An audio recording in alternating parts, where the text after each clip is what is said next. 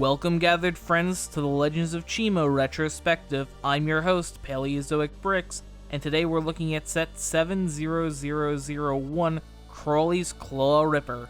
It was released in the winter wave of January 2013, and it came with 139 pieces. It retailed for $14.99. Now we're getting into the meat of the theme. This is the first of many crocodile sets released in the first year, one of my personal favorite sets from the first wave. The Claw Ripper is an extremely fun set. In this set we get two minifigures. First up we have Crawley. He's your average crocodile soldier.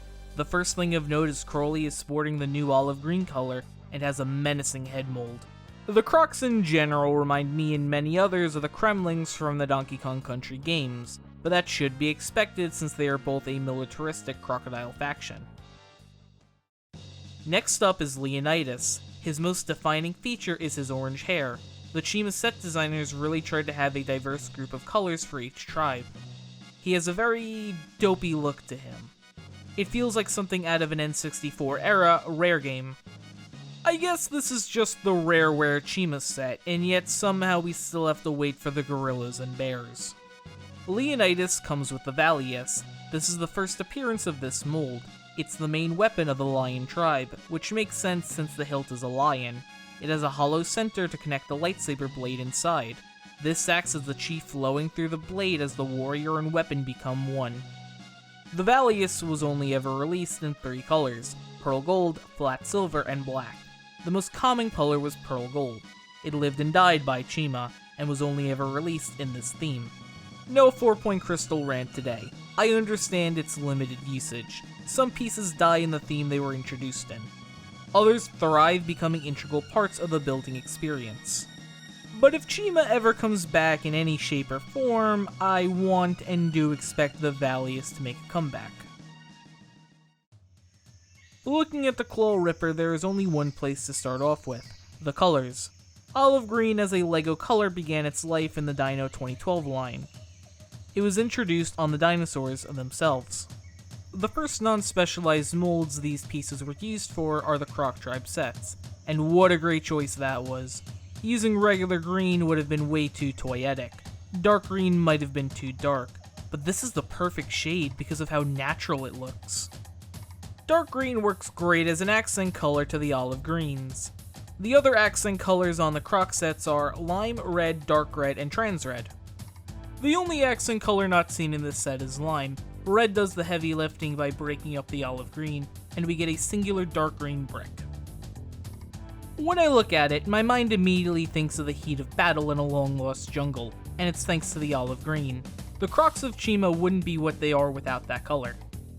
The head shape is more alligator than crocodile, but I feel at that point it's just nitpicking for the sake of it. All Croc Tribe sets after this have narrow heads. Just like all crocodile sets, the mouth opens up. It can even bite down on Leonidas and drag him back to the Croc Swamp hideout. Most Chima animal heads on the vehicles have opening mouths. It's one of my favorite features of the whole line. There's not much of a cockpit to this set. It's got a simple roll cage and a control panel. Some of the official images are actually missing the lever.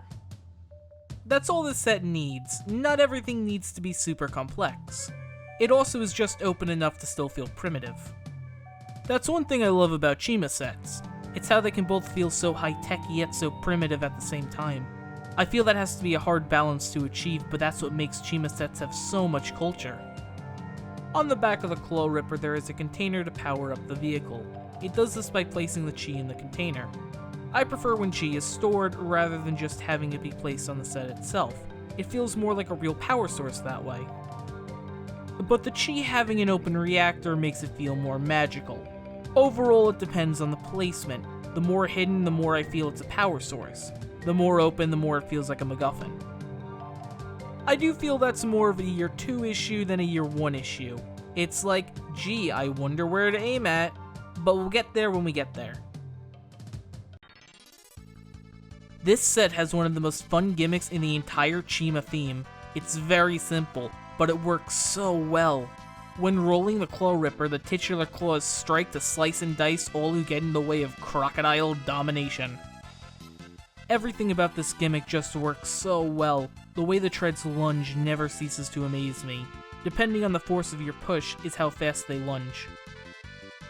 As you roll this model, the claws keep on spinning, making it a very ferocious gimmick. I can't stress this enough that this function is so simple, but it works wonders for the imagination. As an aspect of LEGO sets I find people don't really bring up is how well the set is as a parts pack. Do you get interesting pieces for the value of the set? I can safely say that you do get some interesting elements within this set. First up is part 64712. It's a set exclusive coming in the olive green color. This part started its life in the famous Power Miners line, and has been a staple of Big Bang themes ever since. On top of getting these nice wheels, we also get treads. While they do appear in small sets, I find their inclusion a nice little rarity. So, for $15 you got treads, giant wheels, and parts in the new olive green color for the first time? If this isn't a good parts pack, then I don't know what is. Crawley's Claw Ripper is one of the best small sets from any action-adventure theme. For the price, the only sets that could beat it out are, in my opinion, Exoforce sets like the Grand Titan or the Iron Condor. Even at that, they still have a hard time contending with the Claw Ripper. Of the sets I'd recommend to start out if you want to get into Chima, this is one of the 3 I'd recommend.